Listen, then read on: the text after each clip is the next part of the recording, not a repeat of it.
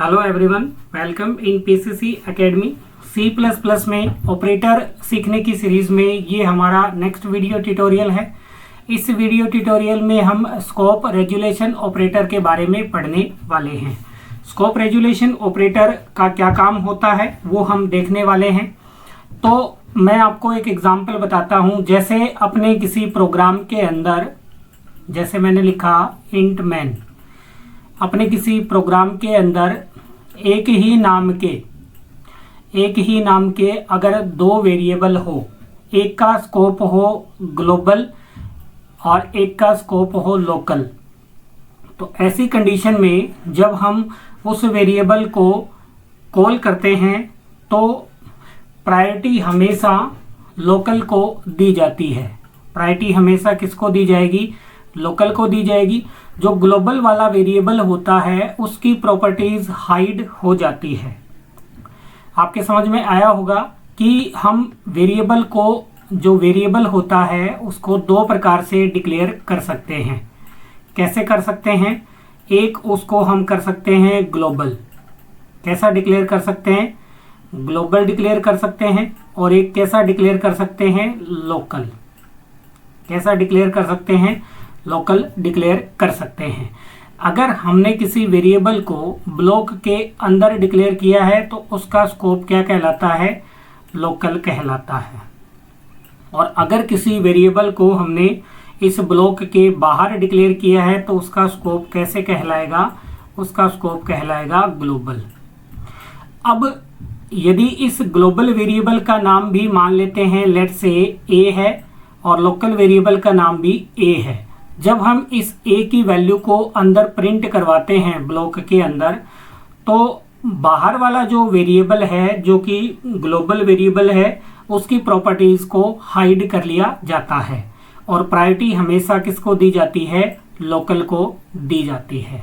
जैसे अपन एक एग्जांपल लेते हैं। मैंने एक वेरिएबल डिक्लेयर किया इंट में ए, उसकी वैल्यू मैंने कर दी 100। कितनी कर दी है? 100 कर दी है। फिर मैंने किया इंट मैन। क्या किया? Int man. मैंने मैन फंक्शन डिक्लेयर किया। उसके बाद में मैंने अंदर से एक वेरिएबल और डिक्लेयर किया इंट ए के नाम से ही, और उसकी वैल्यू मैंने कर दी है 200। कितनी कर दी है? 200 कर दी है।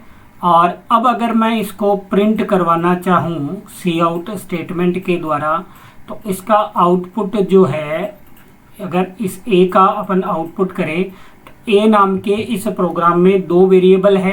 पहला है, ये कैसा वेरिएबल है? ये है ग्लोबल। कैसा वेरिएबल है? और ये कैसा वेरिएबल है? ये है लोकल। तो अब अगर इस ए को प्रिंट करवाते हैं तो जो ग्लोबल टाइप का वेरिएबल होता है उसकी प्रॉपर्टीज को क्या कर लिया जाएगा? हाइड कर लिया जाएगा। और वैल्यू प्रिंट होगी कितनी? 200, जो कि किसकी है? लोकल वेरिएबल की वैल्यू है। तो यहाँ पर हम किसका यूज करते हैं? स्कोप रेजुलेशन ऑपरेटर का यूज करते हैं। स्कोप रेजुलेशन ऑपरेटर क्या करता है? अगर हमें ग्लोबल वेरिएबल की वैल्यू प्रिंट करवानी हो तो हम किसका यूज करेंगे? स्कोप रेजुलेशन ऑपरेटर का यूज करेंगे। तो इसके लिए सिंटैक्स होता है, सबसे पहले स्कोप रेजुलेशन ऑपरेटर हम लगाएंगे और उसके बाद में वेरिएबल का क्या लिख देंगे? नेम लिख देंगे। तो इससे कौन सा वेरिएबल की वैल्यू प्रिंट होगी? इससे ग्लोबल वेरिएबल की वैल्यू प्रिंट होने वाली है। तो चलिए इसको एक एग्जांपल के द्वारा हम करके भी देख लेते हैं। तो चलिए यहाँ पर मैं वापस से बनाता हूँ program. Hash include iostream using namespace STD और इंट मैन किया मैंने, और मैंने एक वेरिएबल लिया बाहर ग्लोबल रूप से। मैंने लिया इंट x इक्वल 500। x की वैल्यू कितनी करी मैंने? 500। और यही वेरिएबल मैं करता हूँ लोकल x इक्वल 100। और अब मैं वैल्यू प्रिंट करवाता हूँ किसकी? x की।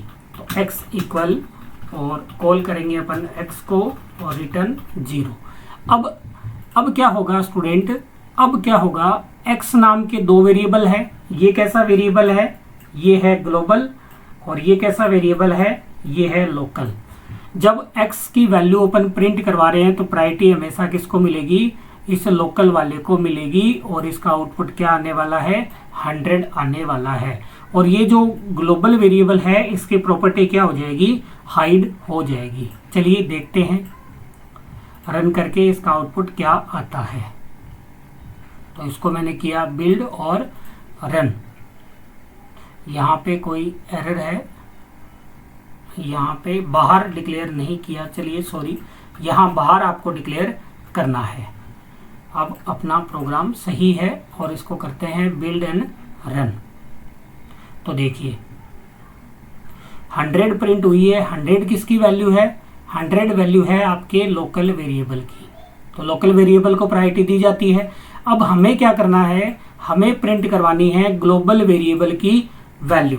तो अपन सी आउट में मैं लिखता हूँ x इक्वल, और अब अगर ग्लोबल वेरिएबल की वैल्यू आपको प्रिंट करवानी है तो आपको पहले लगाना है स्कोप रेजुलेशन ऑपरेटर और वेरिएबल का नाम। इससे क्या होगा, ये अपन एंडल लगा देते हैं ताकि अलग अलग आए। इससे क्या होगा, ग्लोबल वेरिएबल को हम एक्सेस कर सकते हैं ब्लॉक के अंदर से।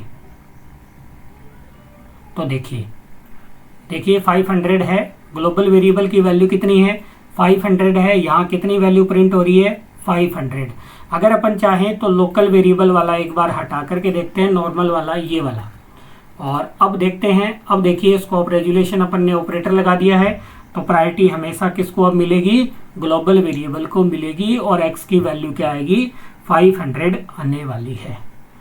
आई होप आपको स्कोप रेजुलेशन ऑपरेटर क्लियर हो गया होगा। इसमें आपको कोई भी इशू नहीं होना चाहिए कि जब अपने प्रोग्राम में एक ही नाम के दो अगर वेरिएबल्स हो तो प्रायोरिटी हमेशा किसको मिलती है, लोकल को प्रायोरिटी मिलती है।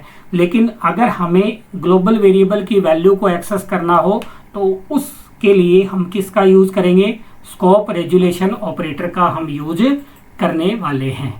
तो ये था अपना स्कोप रेजुलेशन ऑपरेटर, आपके समझ में आ गया होगा। मिलते हैं अगले वीडियो में एक और ऑपरेटर के साथ में, तब तक के लिए धन्यवाद।